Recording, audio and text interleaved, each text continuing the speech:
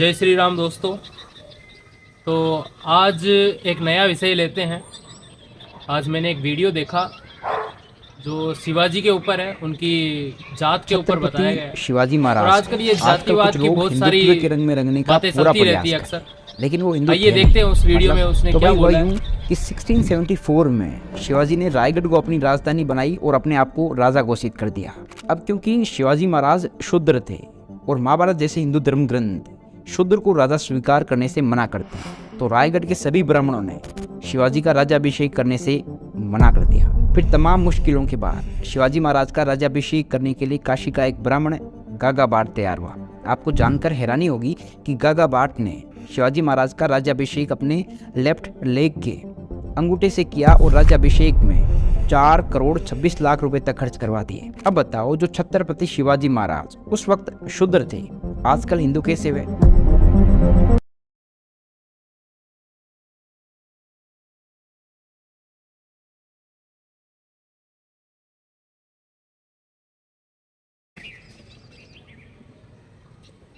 तो आपके क्या विचार है इस वीडियो पे? ये शूद्रों को भड़काने के लिए अभी बहुत अच्छा आपने ये प्रश्न लिया है। ये शूद्रों को भड़काने के लिए इन लोगों ने अभी ऐसे बहुत से चैनल चला दिए हैं और अपने अनुयायी भी बना रहे हैं। और ये तथाकथित जो हिंदू धर्म के 4 स्तंभ हैं, ये बराबर के स्तंभ हैं। पहले तो ये समझना चाहिए, ब्राह्मण, क्षत्रिय, वैश्य, शूद्र, इसमें कोई बड़ा छोटा है ही नहीं, ना कभी बताया गया और ना कभी था। और इसमें इन्होंने बोला कि हिंदू नहीं है, शूद्र है, तो ये मेरे को ये भी समझ में नहीं आया। हिंदू नहीं है, हिंदू शूद्र नहीं है मतलब। हाँ, तो इन्होंने सबसे पहले तो अपनी इसी बात को काट कर लिया। ये इनके जो ये बातों के जो महल हैं, जो भड़काने की जो बुद्धि है, मिट्टी के महल हैं ये धराशायी। 1 सेकंड में देखिए मैं करता हूँ इसको, कि शिवाजी के बारे में ये बोले कि शिवाजी को शूद्र मान करके ब्राह्मणों ने राज्याभिषेक करने से मना कर दिया। शिवाजी राज्याभिषेक के लायक बने कब? जब उन्होंने काफ़ी युद्ध किए होंगे, जीते होंगे और राजा बनने पर लागू हो गया होगा। ऐसा तो नहीं है कि किसी को उठा करके राजा बना दिया गया। शिवाजी अपने कर्मों से राजा बने। और अब कब कर्मों से जब वहाँ पर पहुँच गए, तब राज्याभिषेक करते समय वहाँ पर भाट नाम के ब्राह्मण आया ना। ये भाट कौन होते हैं? भाट वो होते हैं जो हमारी गाथाएं गाते हैं, और इन भाटों के पास में पोथी रखी रहती है जिनमें बाप दादा का नाम लिखा होता है। इनको बुलाया गया वहाँ के ब्राह्मणों के द्वारा और बोले कि भाई आप यहाँ तक पहुँच गए तो आपका वंश और का पता करते हैं। और शिवाजी को भी जानना था कि भाई मेरे दादा परदादा कौन थे। अब जब पता किया तो सिसोदे वंश के वो निकले। ये राजस्थान की जो है महाराणा प्रताप का जो वंश था, उसी वंश के क्षत्रिय थे और सिसोदे वंश के निकले। और फिर इनको वहाँ से जो है सिसोदे वंश में इनका राज्याभिषेक किया गया। हाँ, छत्रपति शिवाजी भी ये जो तथाकथित उस समय जो जातिवाद चलती थी इसके खिलाफ थे, इसलिए उन्होंने जो है सिसोदे वंश को वापस उसी प्रकार ग्रहण नहीं किया। उन्होंने अपना वहीं से जो है वंश चलाया जो भोंसले वंश से जाना जाता था। और शिवाजी का कहीं पे आप देखो, शिवाजी को मराठा जाना जाता है। मराठा कौन? मराठी बोलने वाले लोग, क्षेत्र के जो लोग हैं उस क्षेत्र के लोग थे। क्षेत्र कोई जाति बना लिया, अपनी भाषा को अपनी जाति बना लिया। मारवाड़ रहते हैं मारवाड़ी, मराठा में रहते थे, मराठी यहाँ बोली जाती थी, मराठी कहलाए। तो मराठा वंश कह दो या इनका भोंसले वंश कह दो या सिसोदे वंश कह दो, एक ही बात है। तो ये जातिवाद क्या है फिर? इतनी सारी जातियां बताई जाती है, ये सब क्या है? फिर वीर शिवाजी महाराज की बस वीरता थी कि वो राजा बने, वो अपने कर्म से राजा बने। बस इस बात को विष्णु समझना पड़ेगा। शिवाजी राजा बने इसलिए क्योंकि उनमें वीरता थी, क्षत्रिय के वो गुण थे उनमें, और इन गुणों के कारण सदैव सम्मान होता है। इससे पहले कौटिल्य जो थे चाणक्य ऋषि के पुत्र, जिनको चाणक्य के नाम से जानते हैं, इन्होंने वहाँ के एक राजा को चैलेंज किया। तो उसने बोला कि मैं बड़ा राजा हूँ, तुम मेरा क्या बिगाड़ लोगे। उन्होंने कहा मैं ऐसे ही किसी को उठा करके राजा बना दूंगा। एक बालक को उन्होंने वो गुण देखा, वो बालक छोटा बालक था और वो न्याय करने के लिए राजा की तरह बना बैठा था। चाणक्य ने उसका गुण देख लिया, जैसा शिवाजी में था, ये राजा बनने के लायक है, और उसको उठाया। मौर्य उसकी माता का नाम था, उसके नाम से मौर्य कहलाया। चाणक्य का नाम अपने पिता के नाम पर पिता का नाम था चाणक्य था, और इनका सही नाम था विष्णुगुप्त। और इसी प्रकार उन्होंने उसका नाम, बच्चे का नाम रख दिया चंद्रगुप्त, और ले जा करके उसको सभी शिक्षा, वेद सब शिक्षा दी है।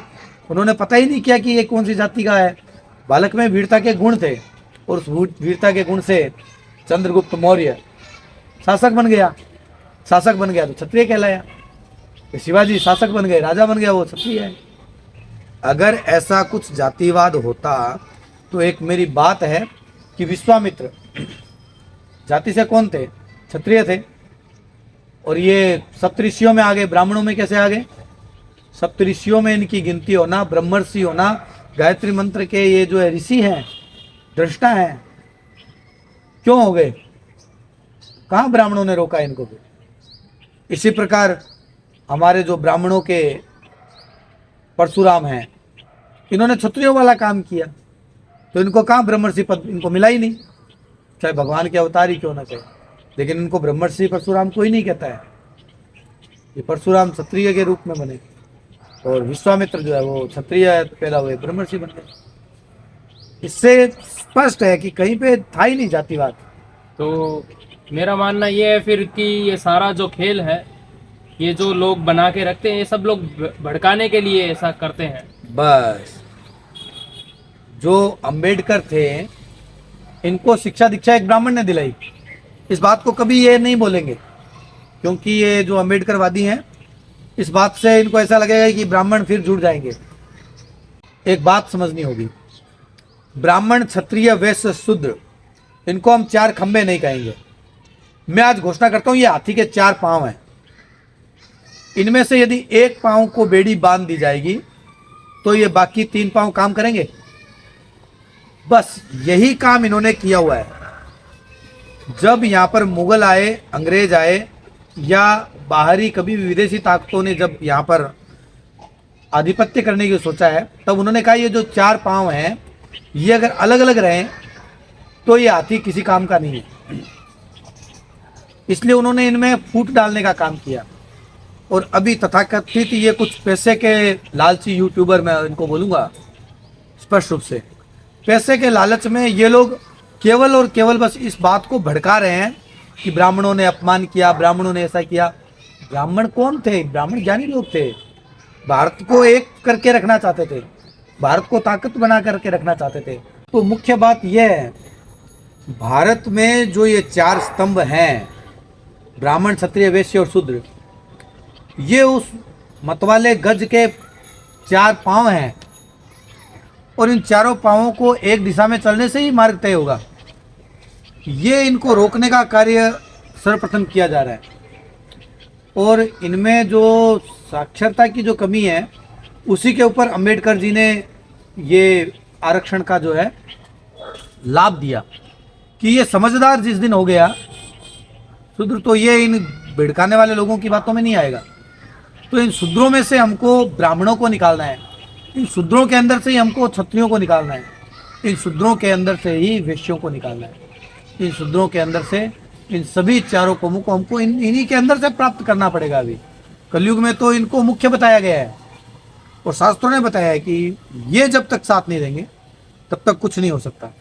अभी देखा होगा कि इनको अभी भड़काने वाले सबसे ज़्यादा मुसलमान हैं। जय भीम और जय मीम, ये एक नारा दिया गया है। इनमें भी जो ये जय मीम बोलने वाले हैं, इनको देखा होगा, इन्होंने कभी हमारे जो एटॉमिक आविष्कारक जो अभी हुए, भारत के राष्ट्रपति पद तक पहुँचे, अब्दुल कलाम, उनका नाम ये कभी नहीं लेते हैं। ये कभी भी जो है रहीम खाना जो बहुत अच्छे भक्त हुए और बड़े कवि थे, उनका नाम नहीं लेते, क्योंकि इन्होंने सौहार्द स्थापित किया। तो सौहार्द स्थापित करने वालों का ये नाम नहीं लेंगे। ऐसे ही बहुत से अच्छे शूद्र हैं जो आज सौहार्द स्थापना में लगे हुए हैं, परंतु ये उनका नाम नहीं लेंगे। ये तो शिवाजी को शूद्र साबित करने में लगेंगे। क्या होगा शिवाजी को शूद्र साबित करके? क्या दिखाना चाहते हैं? मैं कहता हूं थे शिवाजी शूद्र, मान लेते हैं, तो क्या बुरा था? चंद्रगुप्त मौर्य को राजा नहीं बनाया गया। मैं बनाता हूं अभी शूद्र में कोई वीर आएगा उसको राजा बना देंगे, क्या परेशानी है? हमें इनके अंदर से ही वो वीरता जगानी पड़ेगी, इनके अंदर से ही वो जो है बल जगाना पड़ेगा। तो इस प्रकार तो बात यह है कि कहीं पुराणों में ये नहीं लिखा कि ये जाति है, इनका यही कर्म है, ऐसा करके निर्धारित कभी नहीं किया गया। नहीं, हर एक जाति और हर एक व्यक्ति अपने आप में महान है। हाँ, कर्म के अनुसार जाति बनी है, जाति के अनुसार कर्म नहीं बने हैं। अगर कोई शूद्र है, अगर वो टीचर है, तो वो ब्राह्मण कहलाया जाएगा। हाँ, ब्राह्मण का कर्म कर रहा है वो। वेदव्यास, वाल्मीकि उदाहरण भरे पड़े हैं। और जो शूद्र सेना में भर्ती हो रहे हैं, फिर वो तो क्षत्रिय कहलाए जाएंगे। हाँ, वे सभी सैनिक बनाए जाएंगे, उनको सैनिक भत्ता मिलेगा। जो शूद्र पहले भी जो सेना में थे वे सब क्षत्रिय थे, क्षत्रिय धर्म का पालन कर रहे थे। यही तो बात है। बड़े लड़ाकू हुए हैं इनके अंदर। हनुमान जी महाराज ये कौन थे? बड़े लड़ाकू हुए। इनकी वानर सेना को लेकर के ही राम जी ने रावण पे विजय प्राप्त की है। रावण कौन था? ब्राह्मण था। और राम कौन थे? क्षत्रिय थे। और ये सभी वानर सेना कौन थी? शूद्र थी। आज के हिसाब से देखी जाए तो इन्हीं के अंदर से उन्होंने क्षत्रियों को पैदा किया है और बड़े राक्षस कुल का संहार किया है। आज हमें ऐसे क्षत्रियों की आवश्यकता है। इनके अंदर से बड़ा महान व्यक्तित्व है इनका, शूद्रों का। फिर मेरे को तो ऐसे लगता है कि कुछ पॉलिटिशियन ने और कुछ लोगों ने मिलकर इनकी मेंटलिटी ऐसी कर दी, इनको ऊपर उठने नहीं दिया जा रहा है। हाँ, इन्हीं के लोगों ने। बाकी ज़्यादा महान तो यही है, सत्य बात कही जाए तो। अभी किसी को, धनी को या फिर कोई एसी में बैठने वाले को कहा जाए कि नाली साफ कर दो, तो वो नहीं करेगा। हाँ, शूद्र जो काम करता है वो कोई नहीं कर सकता है। बहुत सही शूद्र ज़्यादा महान है उस हिसाब से देखा जाए तो। आप लोगों की गंदगी साफ करना आसान काम थोड़ी है।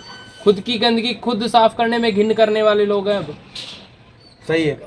तो इस हिसाब से तो शूद्र ही महान है फिर। कोई परेशानी नहीं है, इस चीज को मानना पड़ेगा। शूद्रों ने सदैव इस भारत के लाभ के लिए सबसे जो परिश्रमी काम थे, जो कठिन काम थे, उन कामों को इन्होंने किया है। तो इसमें उनको अब कहाँ परेशानी आ रही है? क्यों दूसरों को अपनी जाति का बता करके और इस प्रकार ब्राह्मणों ने अपमान किया? आज तक कोई दूसरा उदाहरण मिलेगा कि ब्राह्मणों ने पाँव के अंगूठे से किसी का अभिषेक किया? तो ये किस प्रकार की बेबुनियाद बातें कर रहे हैं। पाँव के अंगूठे से जो अभिषेक कैसे किया जाएगा? अभिषेक का जो जल होता है वो गंगा जी का जल होता है, उसको पाँव के अंगूठे से कौन ब्राह्मण उठाएगा? बिल्कुल विरोधाभास बात की है इन्होंने। कोई ब्राह्मण पाँव के अंगूठे से, और वो भी बाएं पाँव के अंगूठे से जो है अभिषेक करेगा? कहाँ से लेकर के आते हैं? तो कोई लॉजिक ही नहीं है, बस विदाउट लॉजिक बात है ये। कोई लॉजिक वाली बात ही नहीं है ये। कोई भी मतलब ऐसे बात ले लेते हैं और बात कर लेते हैं। इसका मतलब लोगों को ज्ञान है नहीं, तो वो सुन भी लेते हैं और इनकी वीडियो को लाइक भी किया जाता है। नहीं, वो जो भटके हुए लोग हैं जो इनकी वीडियो को लाइक करते हैं और इनकी वीडियो को जो सब्सक्राइब कर रहे हैं, उनको हम कहेंगे कि इन वीडियो को पूरा सुने, ध्यान से सुने। अगर हमारी बात सही लगती हो तो आइए एक स्वस्थ भारत के उत्थान में सहयोग करें। हमें आपकी आवश्यकता भी है और आप यहाँ पर जरूरी स्तंभ हैं।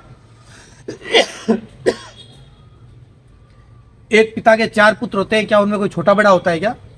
तो फिर ब्राह्मण, क्षत्रिय, वैश्य, शूद्र, ये सनातन हिंदू धर्म के 4 पांव हैं और इसको पूजित करने के लिए इन चारों को मिलकर के चलना होगा। यही मुख्य उद्देश्य है।